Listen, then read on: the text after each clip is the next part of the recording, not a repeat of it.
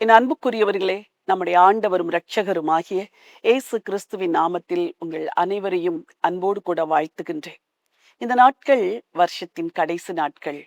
கிறிஸ்துவின் பிறப்பை நினைவு கூறுகிற நாட்கள். உங்களில் அநேகர் கிறிஸ்துமஸ் பண்டிகைக்கான ஆயத்தங்களில் சந்தோஷத்தோடும் மகிழ்ச்சியோடும் ஈடுபட்டு இருப்பீர்கள். நல்லது. ஆனாலும் ஒரு வருஷத்தின் கடைசியில் நாம் வந்திருக்கிறோம்.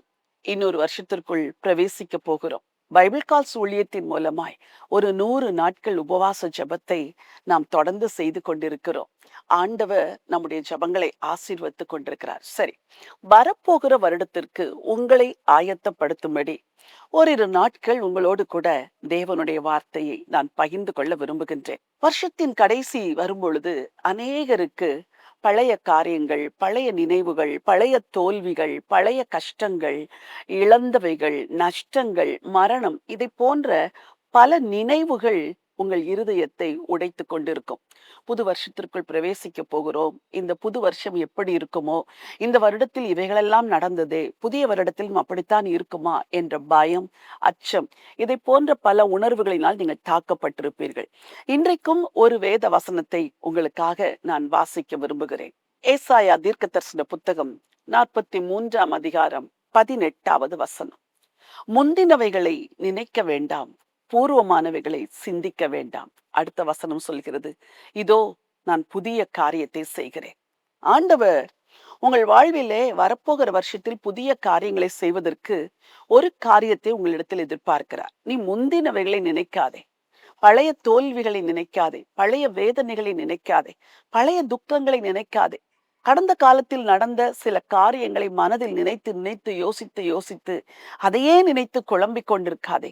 நான் உனக்காய் புதிய காரியத்தை செய்ய போகிறேன் என்று இந்த வசனம் சொல்லுகிறது.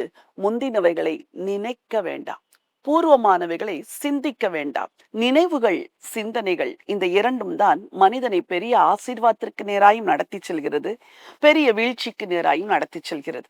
நீங்கள் பழைய தோல்விகள், பழைய துக்கங்கள், பழைய காரியங்களையே நினைத்து கொண்டே இருப்பீர்கள் என்றால், அதை சிந்தித்துக் கொண்டே இருப்பீர்கள் என்றால், உங்களால் புதிய காரியத்தை நினைக்கவும் முடியாது, சிந்திக்கவும் முடியாது. ஆண்டவர் உங்களுக்காய் புதிய காரியங்களை ஆயத்தம் செய்து வைத்திருக்கிறேன் என்று வேதத்தில் பல இடங்களில் வாக்கு பண்ணியிருக்கிறார். ஏன் இந்த வசனம் கூட அப்படித்தான் சொல்கிறது. இதோ நான் புதிய காரியத்தை செய்கிறேன். அப்படி என்றால் உங்கள் சிந்தையில் அந்த பழைய காரியங்களுக்கு இடம் கொடுக்காதிருங்கள்.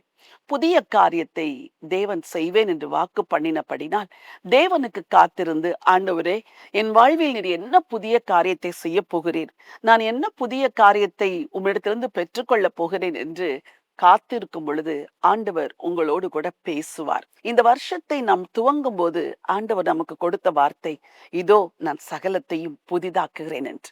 அந்த வார்த்தையின்படியே ஆண்டவர் உங்கள் வாழ்க்கையில பல புதிய காரியங்களை இந்த வருஷம் செய்திருக்கிறார்.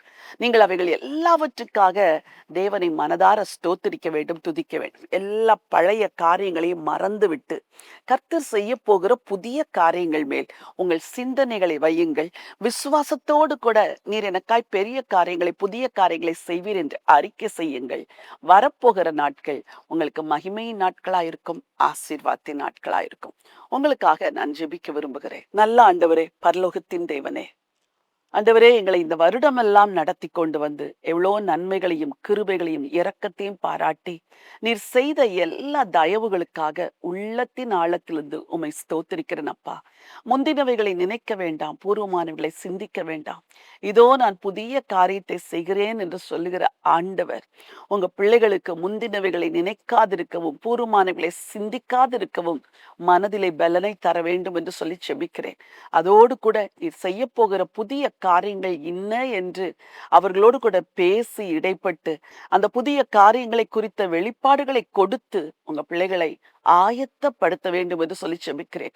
என் வார்த்தையை கேட்கிற ஒவ்வொரு தகப்பனும், தாயும், ஒவ்வொரு வாலிபனும், வாலிப பெண்ணும், சிறு பிள்ளைகளும் கூட ஆண்டவரே கர்த்தர் வைத்திருக்கிற புதிய காரியங்களுக்காய் காத்திருக்க நீங்க உதவி செய்ய வேண்டும் என்று சொல்லி செபிக்கிறேன். ஆயத்தப்படுத்துங்கப்பா, தைரியப்படுத்துங்க, பலப்படுத்துங்க.